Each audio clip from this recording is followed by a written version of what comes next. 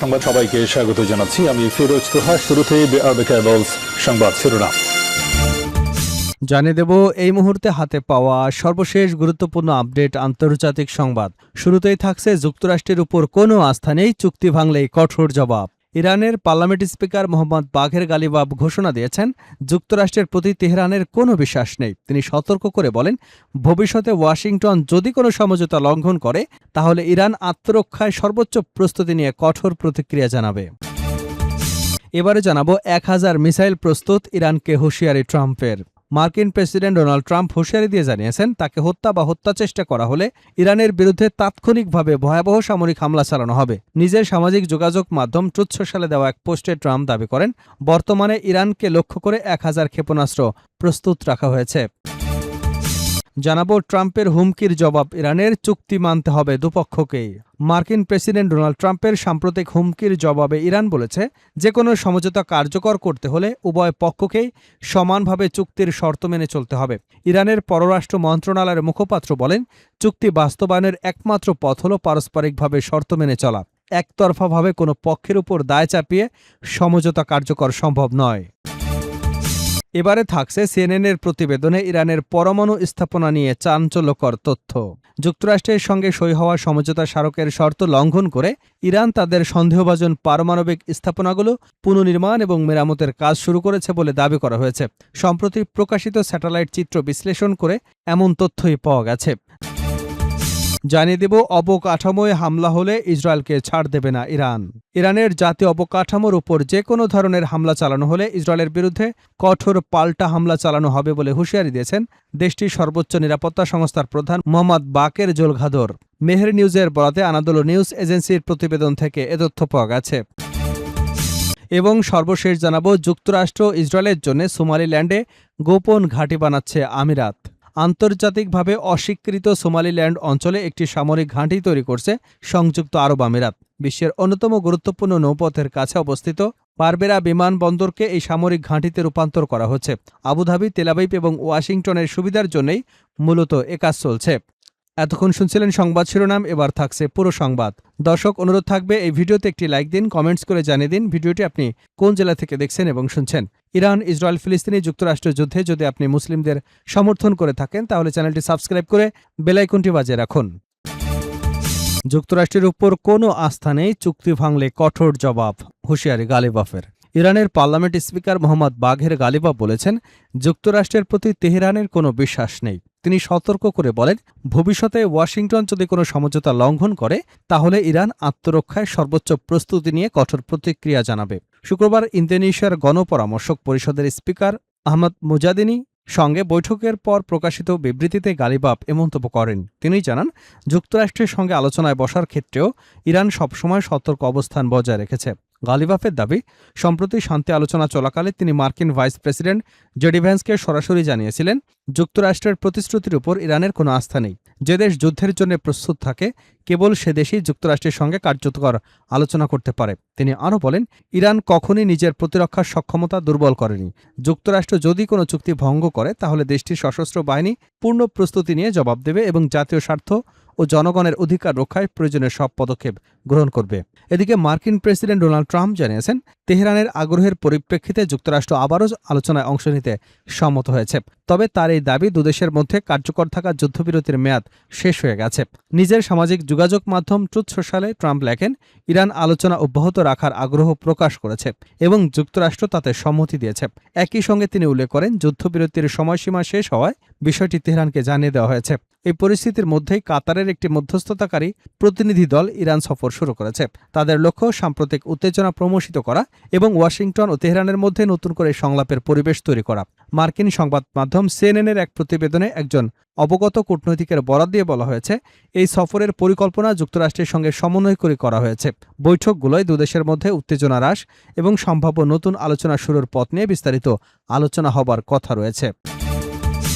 1000 missile প্রস্তুত, ইরানকে নতুন হুঁশিয়ারি ট্রাম্পের। মার্কিন প্রেসিডেন্ট ডোনাল্ড ট্রাম্প হুঁশিয়ারি দিয়ে জানিয়েছেন, তাকে হত্যা বা হত্যা চেষ্টা করা হলে ইরানের বিরুদ্ধে তাৎক্ষণিকভাবে ভয়াবহ সামরিক হামলা চালানো হবে।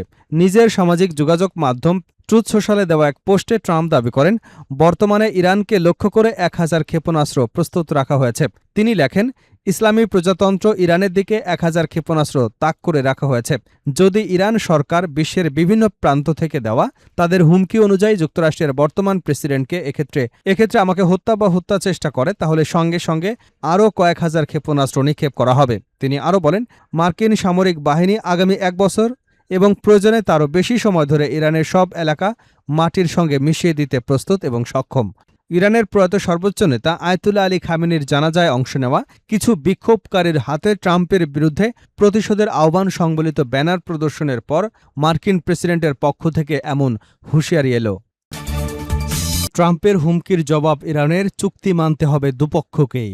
মার্কিন প্রেসিডেন্ট ডোনাল্ড ট্রাম্পের সাম্প্রতিক হুমকির জবাবে ইরান বলেছে, যে কোনো সমঝোতা কার্যকর হলে উভয় পক্ষকেই সমানভাবে চুক্তির শর্ত মেনে চলতে হবে।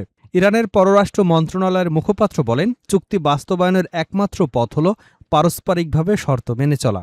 একতরফাভাবে কোনো পক্ষের উপর চাপিয়ে দিয়ে সমঝোতা কার্যকর করা সম্ভব নয়। তিনি আরও বলেন, যুক্তরাষ্ট্র যদি তাদের দেওয়া প্রতিশ্রুতি থেকে সরে যায় বা চাপ প্রয়োগের নীতি অব্যাহত রাখে, তাহলে তেহরানও প্রয়োজনীয় পদক্ষেপ নেবে।